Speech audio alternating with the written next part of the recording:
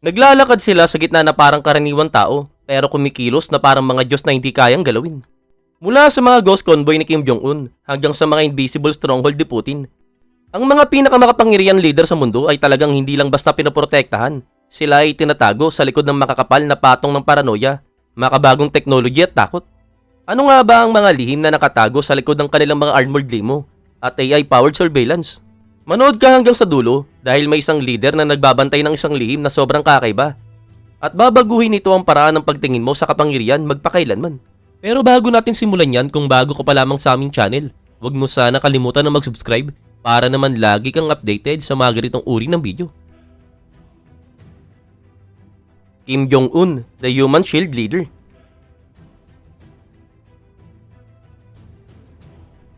Siya ay naglalakbay na parang multo at namumuno na parang anino. Si Kim Jong-un, ang supreme leader ng North Korea, ay ginawang sining ang personal security, isang sining na hinubog ng matinding paranoia.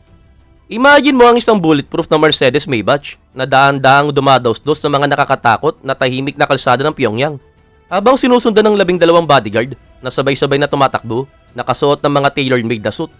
Subalit hindi ito palabas, hindi ito choreography, isa itong survival theater. Ang bawat public appearance niya ay isang maingat at planadong ilusyon, isang mahika na sinasadyang guluhin ng linya sa pagitan ng takot at respeto. Tuwing naglalakbay si Kim, hindi kailanman iisang eroplano, iisang tren o isang convoy. May mga decoy na sabay-sabay na gumagalaw, mga private jet na lumilipad na walang pupuntahan, mga armored vehicle na hahantong sa dead end. Ang kanyang personal na eroplano, isang lumang Soviet-era Illusion Il-62 na tinatawag na Air Force One, ay maaaring mukhang lipas na, pero ito ay balot ng makakapal na surveillance, escort aircraft at radar jamming system. Hindi bilis ang nagliligtas kay Kim, ito ay unpredictability. Pero ang tunay na nagpapalamig ng dugo ay hindi ang armored fleet, kundi ang katahimikan. Kahit ang sarili niyang mga chef ay hindi alam kung ano ang kakainin niya hanggang ilang minuto bago iyain. Lahat ng pagkain ay sinusuri laban sa lason at ang kubyertos ay nililinis sa harap niya mismo. Ang bawat staff member ay sinusuri ang buong pamilya hanggang 3 generation. At kapag nagduda ang Riemann sa iyong katapatan, ang sagot ay mabilis, malupit at final. Karaniwan ng mga purge sa loob mismo ng kanyang inner circle, isang malinaw na mensahe na ang pagiging malapit sa kapangyarihan ay hindi laging pribileyo, ito ay isang panganib. Ang mga tirahan niya ay kasing lihim ng kanyang mga galaw. May mahigit 100 ng palasyo si Kim sa buong North Korea at marami rito ay hindi alam ng publiko. May mga underground tunnel, missile defense system at mga luxury amenity na kayang tapatan ng mga 5-star resort. At hindi lamang ito para sa protection, dinisenyo ang mga ito para sa kumpletong psychological insulation. Hindi lang silang mga lugar na tinutulugan, mga sanctuary sila ng kontrol. At hindi mura ang ganitong antas ng sikreto. Tinatayang gumagastos ang North Korea ng daang-daang milyon dolyar taon-taon para lamang sa personal na security ni Kim sa bansang kung saan normal ang brownout at laging nakaamba ang tagutom. Maaaring classified ang eksaktong budget, pero ang mga satellite image ay nagpapakita ng lumalawak na compound at mas sophisticadong anti-aircraft installation, malinaw na senyalis ng isang Riemann na handang mabuhay sa gitna ng banta, mula sa labas at sa loob. Sa mundo ni Kim Jong-un, ang tiwala ay isang alamat at ang pagiging nakikita ay isang panganib. Siya ay sabay na hari at bilanggo ng sistemang siya mismo ang lumika. At habang mas lalo mong sinisilip ang mundong ito, mas ramdam mong hindi siya naglalakbay sa bansa, siya ay nagtatago rito. Xi Jinping, the algorithm-protected president. Hindi lamang siya basta pumapasok sa isang kwarto, ang mismong kwarto ay binabago para sa kanya. Sa tuwing haharap si Xi Jinping sa publiko, bawat ulap sa itaas, bawat muka sa karamihan, bawat anggulo ng kamera ay matagal ng kinalkula, in-engineer at nilinis. Hindi ito simpleng security, isa itong algorithmic control. Maligayang pagdating sa high-tech surveillance empire na itinayo hindi lang para ipagtanggol ang isang tao, kundi para patibayin ang isang alamat. Ang protection ng Pangulo ng China ay hindi lamang pisikal, ito ay sistematiko. Ang bawat galaw niya ay minamanmanan ng isang hindi nakikitang hukbo, ang China Central Security Bureau, isang puwersang pinakalihim na hindi sumusunod sa anumang civilian authority. Hindi lang nila binabantayan ng presidente, inaayos nila ang kanyang mundo bago pa man siya lumabas sa publiko. Gumagana ang mga facial recognition system na nag-i-scan ng mga tao sa crowd, kinukumpara ang bawat muka sa napakalaking state database. Sa itaas, may mga drone na may biometric sensor, sinusuri ang microexpression at temperatura ng katawan para matukoy kahit ang pinakamaliit na senyalis ng dessert o panilin lang. Subalit ang tunay na henyo ng sistemang ito ay pinapailalim pati ang kalikasan. Sa mga malaking event, isinasagawa ang cloud seeding para siguruing asul ang langit. Dahil ang ulan, gaya ng panganib, ay hindi kailanman pinapayagang bumagsak sa Pangulo. Isinasara ang buong city, binabago ang trapiko, pinapauwi ang mga sibilyan, at ang atmosfera ay nagiging isang script at ang Pangulo ang tanging papel na may saysay. Kahit ang mga pinapayagang lumapit sa kanya, mga doktor, chef at tagasalin, ay dumadaan sa obsessive na pagsusuri. Mayroong psychological testing, loyalty evaluation, pati background check hanggang sa ilang generation. Ang barbero na gugupit sa buhok ng Pangulo ay posibleng ilang beses nang na-audit ang pamilya. At kapag may kahit anong bahid ang inconsistency, binubura sila sa roster at minsan sa public record mismo. Sa loob ng Songnahay, ang pader na compound ng political elite ng China, ang luha ay hindi ginto o marmol, kundi invisibility. Ang kaalaman na maaari kang bantayan nang hindi mo alam kung kailan o paano. Ang kanyang tirahan ay pinoprotekta ng signal jammer, bulletproof wall, at isang data fortress na mas secure pa kaysa sa karamihan ng military sa mundo. Ayon sa mga leak report, gumagastos ang China ng mahigit $1 billion kada taon para sa personal na security at surveillance na konektado sa Pangulo at sa iba pang senior party members. Ang security niya hindi lang refleksyon ng takot, isa itong performance ng pagiging makapangyarihan sa lahat. Habang mas kaunti ang nakikitang depekto ng publiko, mas nagiging buo ang illusion. Sa China, ang Pangulo, ang pinakamakapangyarihang tao ay hindi lang pinoprotektahan ng mga pader at gwardiya, kundi ng isang makina na nag-e-edit ng reality sa mismong oras na ito na nangyayari. At ang reality kapag na-edit na, hindi na ito kayang galawin. Vladimir Putin, The Invisible Fortress. Hindi lang siya basta naglalaho sa mga anino, siya mismo ang anino. Ginawa ni Vladimir Putin ang sining ng pagiging invisible bilang isang sandata na mas malakas pa kaysa sa alinmang misal. Habang ang ibang leader ay naglalakad sa likod ng bulletproof glass, si Putin ay naglalakad sa likod ng mga pader ng kawalan ng katiyakan, paranoia at mythology. Hinubog ng isang security force na sobrang lihim na kahit ang mga Russian general ay nag-iingat sa pakikisalamuha rito. Sa pinakagitna ng empire na ito, naroroon ang FSO, ang Federal Protective Service, at ayon mismo sa mga ulat, umaabot sa mahigit 2 billion kada taon ng budget nito. Pero ang FSO ay hindi lang basta bodyguard unit, isa itong estado sa loob ng estado. Hindi lang nila kinokontrol kung sino ang makakakita kay Putin, kinokontrol nila kung sino ang makakaalam kung nasaan siya. Kapag gumalaw si Putin, maraming motorcade ang sabay-sabay na umaalis mula sa iba't ibang location. Lahat ng ito ay bulletproof, lahat ay may tactical team, pero isa lang ang may sakay na totoong Putin. Maaaring nasa loob ng Kremlin, bawat hallway, bawat upuan, bawat doorknob ay bahagi ng isang high-tech na labyrinth na idinisenyo para mag-detect, manlinlang at mag-neutralize ng mga banta. Hindi kailanman sasapat ang pagiging malapit para pagkatiwalaan. Kahit ang mga tagaluto at janitor niya ay palaging niro-rotate, binabago ang routine, hinihimay ang personal na buhay. May mga kamera kahit sa break room, may mga pag-uusap na nire-record, at ang katapatan ay hindi ina-assume, ito ay patuloy na pinapatunayan. Kahit sa mga pulong, talagang bihira siyang uminom mula sa mga bukas na baso. Sa halip, may mga personal na food taster, pinili at sinuri ng mga FSB para sa bawat pagkain. Hindi lang ito pag-iingat, isa itong ganap na kontrol. Mas kaunti ang pagkakataon ng contamination, mas buo ang illusion ng pagiging hindi matitinag. Subalit ang pinakanakakatakot na taktika ay ang illusion ng pagiging nasa lahat ng lugar. Maaaring nasa Sochi si Putin o nasa isang secure na nuclear bunker sa Ural o baka wala sa alinman at iyon mismo ang punto. Noong 2023 lamang, natrack ng Western Intelligence ang 5 sabay-sabay na Putin sighting sa loob mismo ng 48 hours. Hindi ito hologram, ito ay master level logistic, mga decoy at dobling buhay. Umaabot pati sa digital na mundo ang kutan ng sikreto. Ang communication ay tinatanggalan ng metadata, ang mga mensahe ay dumadaan sa military grade servers na nasa ilalim ng lupa. Ang online presence niya ay talagang parang multo, sadyang kakaunti, laging planado, walang off-guard na Putin, walang nahuli sa kamera. Ang meron lang, ang bersyong gusto nilang makita mo. Sa uli, ang pinakamalakas na sandata ni Putin ay hindi tangke o missile, kundi perception, na ginawang armas, encrypted, at laging isang hakbang sa unahan ng katotohanan. Hindi mo inaatake ang isang anino, tinatakot ka nito. At sa Russia, ang takot na yun ay naka-Brioni suit na nagkakahalaga ng $10,000. At naglalakbay sa isang convoy na hindi mo masusundan. Mohammed bin Salman, the high-tech monarch. Hindi lamang niya pinamunuan ng Saudi Arabia, nireprogram niya ito. Sa lugod ng mga malinis na tob at mga diplomatikong ngiti, Si Mohammed bin Salman o mas kilala bilang MBS ay umuhubog ng bagong blueprint ng kapangyarihan. Isang kapangyarihang naka-encrypt sa mga algorithm at binalutan ng bakal. Ang kanyang security ay hindi lang isang detalye, isa itong ganap na sistema. Imagine mo ang artificial intelligence na kayang basahin ng micro-expression, nakakakita ng kahit pinakamaliit na kibot ng posibleng pagtataksil. Sa loob ng kanyang mga palasyo at convoy, ang mga kamera ay hindi lamang basta nagre-record, sila ay nagsusuri. Kung ang tingin ng isang gwardiya ay tumagal ng kalahating segundo, kung bahagyang tumaas ang pulso ng isang staff, nilalag ito ng sistema, fina-flag, at agad na inaaksyonan. Ang katapatan ay hindi lang inaasahan, ito ay sinusukat. Ang kanyang mga kotse ay hindi lang bulletproof, ang ilan ay dinisenyo para mag-self-destruct kapag nakompromiso, binubura ang internal data at mismong struktura bago pa man makalapit ang kalaban. Hindi ito mga luxury car, ito ay mga gumagalaw na kuta na nagkakahalaga ng $millions bawat isa. May mga armored na Rolls Royce na may biometric lock, mga limousine na kayang mag-jam ng drone, at mga convoy na pabago-bago ang galaw, isang walang katapusang shell game na kahit ang CIA ay hirap sundan. At nandyan pa ang mga tirahan o mas tamang tawaging mga citadel.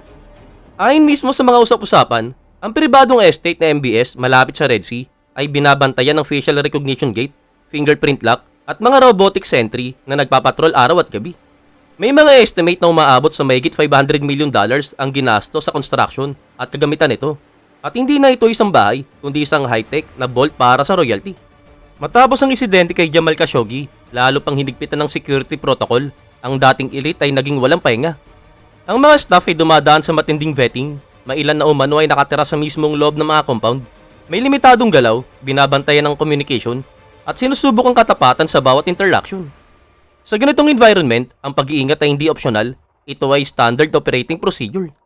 Pero ito ang psychological twist, hindi nagtatago si MBS, siya ay nagpapakita. Hindi katulad ng misteryosong anino ni Putin. Gusto ni MBS na makita mo ang mga drone sa itaas at ang mga robotic guard sa pinto. Bahagi ito ng mensahe na hindi mo ko maaabot at nakikita kita bago mo pa ako makita. Kahit ang kanyang public appearance ay mga maingat na entabladong domination mula sa pakikipagkita sa mga global CEO hanggang sa NEOM, hanggang sa pagtanggap ng mga world leader sa Al Yamana Palace. Ang bawat frame ay puno ng yaman, surveillance at kapangyarihan. Ang kanyang 500 million super yacht na may missile detection system at sariling helipad ay hindi lamang laruan. Isa itong lumulutang na simbolo ng pagiging hindi magagalaw. Recep Tayyip Erdogan, The Survivor's Defense. Hindi lang niya pinamunuan ng Turkey, ito ay nilampasan pa niya. At sa kanyang kaso, ang mabuhay ay isa ng propesyon. Matapos makaligtas sa isang nakamamatay na tangkang kudeta noong 2016, binago ni Recep Tayyip Erdogan ang mismong mga patakaran ng presidential protection. Ang nagsimula bilang karaniwang security ay naging isang imperyo ng walang humpay na pagbabantay. Isang sistema na kumukonsumo ng mahigit $28 million kada taon at yun pa lang ang nakikita ng publiko.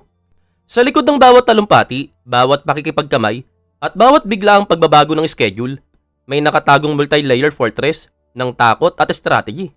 Ang kanyang inner circle ay binubuo ng mahigit 1,000 personal guard, sinanay hindi lang para sa close combat, kundi pati sa psychological profiling at emergency counteraction. Marami sa kanila ay dating special forces, pinili mismo dahil sa absolute loyalty. Ang personal na buhay ng mga gwardiya ay binabantayan ng kasing higpit ng travel route ni Erdogan. Binabago ang mga ruta sa huling minuto, ang communication ay naka-encrypt sa mga device na mismong sila mismo ang gumawa. Sa Istanbul man o Ankara, hindi na nakakagulat na isasara ang buong distrito para lamang makadaan ng isang motorcade. Isinasara ang mga bintana, sinisecure ang bawat rooftop. At kapag dumadaan na ang convoy, hindi naglalakbay si Erdogan, sinasakop niya ang espasyo. Ang kanyang motorcade ay binubuo ng dose-dose ng armored vehicle, may mga drone surveillance team, counter-sniper unit, at mga mobile jammer na kayang i-neutralize ang remote control explosive. Ang kanyang custom Mercedes Maybach ay hindi lang isang bulletproof. Ito ay blast resistant, ganap na sealed, at ayon mismo sa mga ulat, nagkakahalaga ito ng mahigit $1.5 million. Ang bawat biyaya ay isang gumagalaw na kuta, sinusundan ng mga helicopter at sinusuportahan ng lokal na police at military unit na laging naka-standby. Ang kanyang pribadong eroplano, isang $100 million Airbus A330-200 Prestige ay may anti-missile system at advanced communication encryption idinisenyo para makaligtas kahit sa cyber attacks. Sa loob nito, mas kahawig ng war room kaysa sa luxury lounge, may real-time intelligence briefing at crisis response protocols. Hindi ito luho para sa karangyaan, At para kay Erdogan, ang opulence ay ginawang sandata, isang mensahe ng pagiging hindi matitinag. Subalit sa likod ng bakal at mga screen, naroon ng isang lalaking natutunan ang presyo ng pagiging hindi handa. Noong gabing yun ng 2016, nilusob ang kanyang hotel room ilang minuto lamang matapos siyang makatakas. Isang marka na hindi nabura kahit ng kapangyarihan. At mula noon, bawat hakbang ay kalkulado. Ang bawat tinga isang senyales at bawat katahimikan isang mensahe. Ang pagprotekta kay Erdogan ay pagprotekta rin sa isang narrative na siya ay hindi kayang galawin. Laging 10 hakbang sa unahan at hindi na muling mauhuli ng kaguluhan na muntik nang magtapos sa kanyang pamumuno. Volodymyr Zelensky, the president in crosshairs. Pinamumunuan niya ang isang bansang nasa digmaan at hindi mula sa likod ng mesa kundi mula mismo sa gilid ng panganib. Dahil si Volodymyr Zelensky ay hindi lang presidente ng Ukraine, sa yugtong ito ng modern na kasaysayan, siya ay tibok ng puso ng bansa, sabay na target at panangga. Mula nang sindihan ng unang mga missile ang langit ng Kiev, ang buhay ng Pangulo ay naging pag-aaral ng pagiging ganap na hindi predictable. Hindi kailanman alam ng matagal kung nasaan siya, hindi siya natutulog sa isang lugar ng 2 beses. Ang mga meeting ay palipat-lipat mula sa mga bunker patungo sa mga basement. At mula sa mga war room hanggang sa mga loob ng train compartment na biglang naglalaho sa kanayunan ng Ukraine. Ang kanyang presensya ay parang gumagalaw na anino, idinisenyo para maiwasan ang crosshairs ng Russian drone, mga mercenary at intelligence network. At para protektahan siya, bumuo ang Ukraine ng depensang walang kapantay. Mga veterano ng British SAS, NATO Security Advisor at lihim na suporta mula sa US Intelligence ay nagsanib sa isang elite at paikot-ikot na puwersa. Pinaplano nila ang bawat detalye mula sa encrypt satellite calls hanggang sa emergency evacuation plan na may kasamang decoy vehicle at double-layered na convoy. Kasama sa timang cyber specialist na nagbabantay laban sa digital intrusion, mga sharpshooter sa mga rooftop ng lungsod at mga analyst na nagbabasa ng satellite data sa mismong oras na ito ay natatanggap. Ang lahat ng ito ay para lang sa isang galaw at tuwing bawat 12 oras, ang buong sistema ay muling inaayos. Subalit ang talagang nakakapangilabot sa security ni Zelensky ay hindi lang ang military sophistication, kundi ang psychology sa likod nito. Makikita ang mukha niya sa mga billboard, sa mga battlefront broadcast at sa mga Zoom call ng mga parliament sa buong mundo. Pero sa loob ng Ukraine, kahit ang mga pinakamalapit sa kanya ay maaring hindi alam kung nasaan siya bukas. Ang sinadyang pagiging invisible na ito ay hindi isang kaduwagan, ito ay survival na binalot sa simbolismo. At parang sinasabi nito na nandito pa rin kami kahit hindi nyo kami makita. Kapag lumalabas ang convoy, may kasama itong custom armored SUV na nagkakaalaga ng megit $150,000 bawat isa at mga mobile jammer na kayang balutin ng buong city block sa digital na katahimikan. Ang kanyang communication network na binuo kasama ang suporta ng NATO ay naka-encrypt sa military grade level. Gumagamit ng layered channel mula sa Elbit system at iba pang mga secured protocol para masigurong walang interception mula mismo sa kaaway. At hindi tulad ng karamihan ng mga pinuno ng estado, hindi nagtatago si Zelensky sa likod ng luho. Ang kanyang opisina ay maaaring isang bunker o isang tren o isang hukay sa lupa. Dahil sa digmaan, ang tunay na kapangyarihan ay hindi nasusukat sa karangyaan kundi sa lakas ng pananatili. Minsan, ang kanyang briefing room ay tinatanglawan lamang ng flashlight, pero ang simbolismo nito ay talagang malinaw at sinasadya. Habang ang ibang leader ay binabalutan ng sarili ng yaman at bakal, si Zelensky ay bumabalot sa sarili ng pagtutol, sakripisyo at tibay ng loob. Dahil sa Ukraine ngayon, ang kaligtasan ay hindi kailanman sigurado kahit para sa isang presidente. At yun mismo ang dahilan kung bakit ang kanyang proteksyon ay naging isa sa mga pinakakomplikado at pinakadynamic na operation sa modernong kasaysayan ng geopolitics. Alexander Lukashenko, the bunker boss.